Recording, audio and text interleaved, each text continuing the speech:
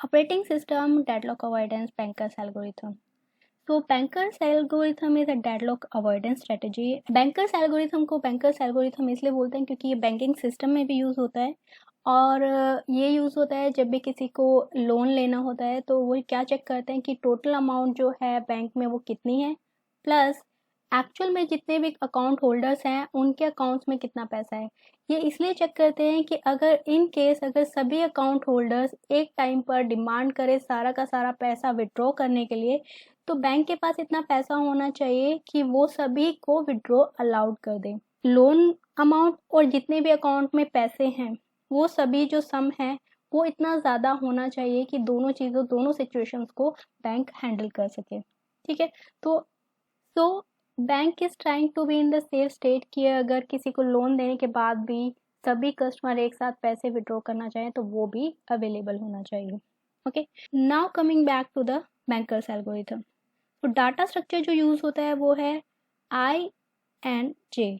I is the number of processes, for example there are 4 processes, तो 1 2 3 4 जो value है आई की वो रहेगी 1 2 3 4। J is the number of resource types. See ये रिसोर्स टाइप है, नॉट द रिसोर्सेज। ठीक है, मीन्स 1 2 3 4 अगर वैल्यूज हैं तो ये type 1 type 2 type 3 type 4। Type 1 printer हो सकता है, टाइप 2 प्लॉटर हो सकता है, टाइप 3 मेमोरी हो सकती है, टाइप 4 कुछ और रिसोर्स हो सकता है। मीन्स ये टोटल नंबर ऑफ रिसोर्सेज नहीं है, ये 4 टाइप के रिसोर्सेज हैं जो कि सिस्टम से अटैच्ड है। Okay, next is available. Means it is a one dimensional array that specifies the number of instances of each resource type currently available. अब यहाँ पर अवेलेबल जे का मतलब है J is the type. For example first type अगर हम printer को लेकर चल रहे हैं तो फर्स्ट टाइप का जो रिसोर्स है मीन्स जो प्रिंटर है वो कितने अवेलेबल हैं इज इक्वल टू के की वैल्यू कुछ भी हो सकती है 1 2, मीन्स टोटल प्रिंटर कितने अवेलेबल हैं वो है फॉर एग्जाम्पल 2। ठीक है, next is max. It is a two-dimensional array that specifies the maximum number of instances of each resource type that a process demands. अब यहाँ पर कितनी मैक्सिमम डिमांड कर रहा है कोई भी प्रोसेस किसी भी रिसोर्स टाइप की। Max I J, I is the process और इन चारों में से कोई भी हो सकता है, process 1 2 3 4। J is the type of resource, for example printer. Process 1 demand कर रहा है प्रिंटर की, कितने प्रिंटर की, फॉर एग्जाम्पल 4। तो मैक्सिमम डिमांड एक्चुअल में क्या है, जब भी कोई प्रोसेस अराइव होता है तो डेडलॉक अवॉइडेंस के केस में सिस्टम क्या करता है, स्टार्टिंग में ही पूरी लिस्ट बना लेता है कि एक्चुअल में बिगनिंग से एंड तक ये प्रोसेस कितने रिसोर्सेज और किस टाइप का रिसोर्स यूज करने वाला है। तो यहाँ पर वो सेव कर रहे हैं कि फॉर एग्जाम्पल प्रोसेस 1 इस टाइप का रिसोर्स इतना डिमांड करने वाला है from the beginning to the end of execution. Next is the allocation. It is a two-dimensional array that specifies the number of instances of each resource type that has been allocated to the process. Means total demand इतनी की है किसी particular process ने, allocation कितनी हुई है। Means अगर हम सेम प्रोसेस की बात करें, प्रोसेस 1 सेम टाइप प्रिंटर की बात करें तो कितने एलोकेटेड है, मीन्स कितनी जो रिक्वेस्ट है वो ग्रांट हो चुकी हैं, कितने रिसोर्सेज उस प्रोसेस के पास ऑलरेडी हैं। Need, it is a two-dimensional array that specifies the number of instances of each process type that a process requires for the execution. Maximum need for example 4 की थी, यहाँ पर 2 ऑलरेडी एलोकेटेड है।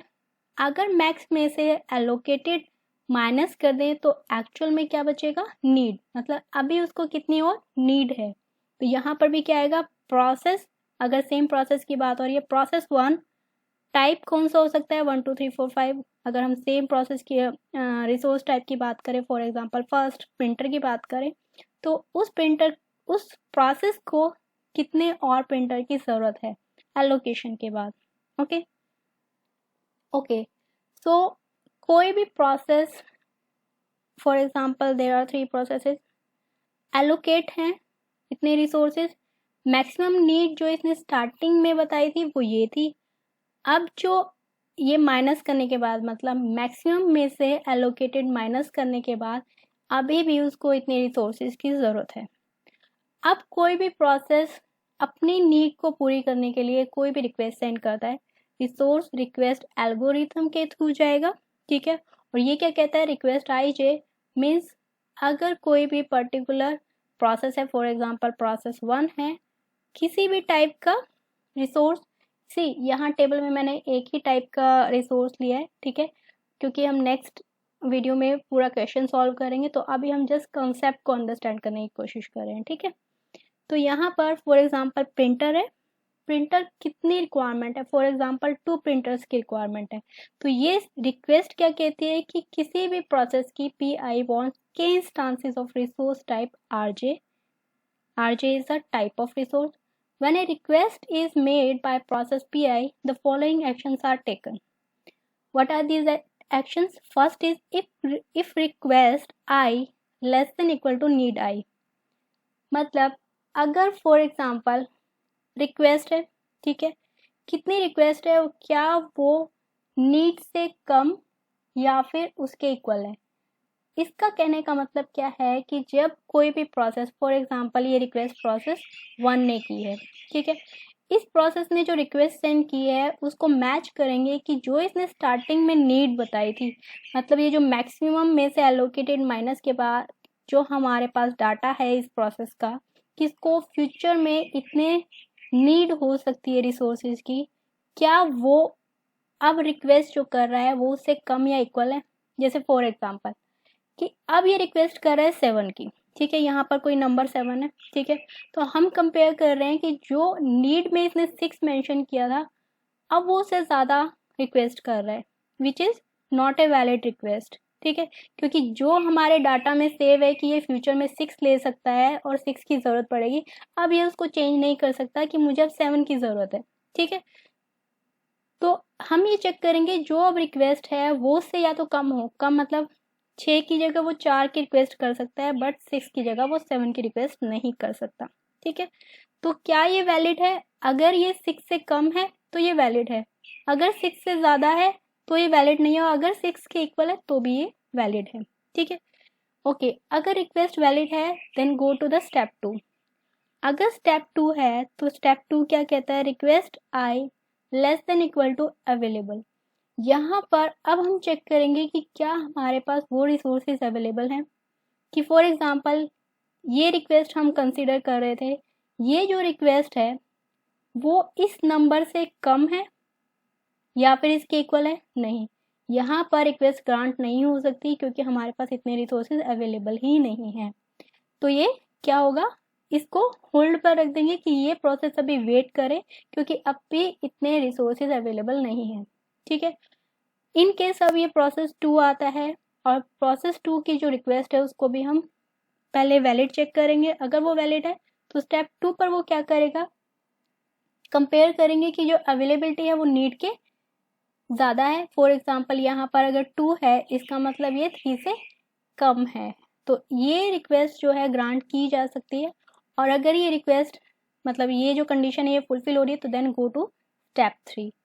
Step 3 क्या कहता है कि स्टेप 3 में अज्यूम करके चलते हैं कि ये जो रिसोर्सेज थे वो एलोकेट हो गए हैं, ठीक है, और हम अपडेट करेंगे टेबल में, ठीक है। टेबल में क्या अपडेट होगा, available is equal to available minus request, ठीक है। अब हम प्रोसेस पी को एग्जीक्यूट करने जा रहे हैं, available is equal to available minus request. For example जो रिक्वेस्ट है प्रोसेस 2 ने वो 2 की थी, ठीक है, 2 ग्रांट हो गई है, तो इसके बाद ये कितना बचा 1, तो ये अवेलेबिलिटी हम यहाँ अपडेट कर देंगे, मीन्स अब ये अगर हम इसको ग्रांट कर देते हैं ये सिर्फ एक रिसोर्स अवेलेबल होगा। सेकेंड चीज़ हम क्या करेंगे, allocation is equal to allocation plus request. Allocation means जो ऑलरेडी एलोकेटेड रिसोर्सेज हैं उसमें ऐड कर दो, क्योंकि हम उसको एलोकेट कराने वाले हैं 2 मोर रिसोर्सेज, तो उनको हम क्या कर रहे हैं, एलोकेशन में ऐड कर दो जितनी और रिक्वेस्ट की, ठीक है, 2 + 2 इज इक्वल टू 4। नेक्स्ट चीज is need is equal to need minus request, मतलब जो अब नीड थी वो माइनस कर दो जिसकी ऑलरेडी रिक्वेस्ट कर चुका है। अगर प्रोसेस ने 2 की रिक्वेस्ट की तो ऑब्वियसली हम नीड में से वो माइनस कर देंगे। नीड क्या था, 2 था, 2 में से 2 माइनस कर दो, मतलब अब इसको किसी चीज़ की ज़रूरत नहीं है। इसकी जो जितनी भी रिक्वेस्ट थी वो सभी ग्रांट हो चुकी हैं, ठीक है।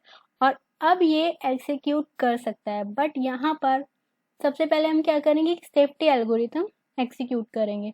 सेफ्टी एल्गोरिथम किस लिए, कि हम चेक करना चाहते हैं कि अगर हम प्रोसेस 2 को एग्जीक्यूट करें तो क्या जो सिस्टम है वो सेफ स्टेट में होगा या नहीं होगा, ठीक है।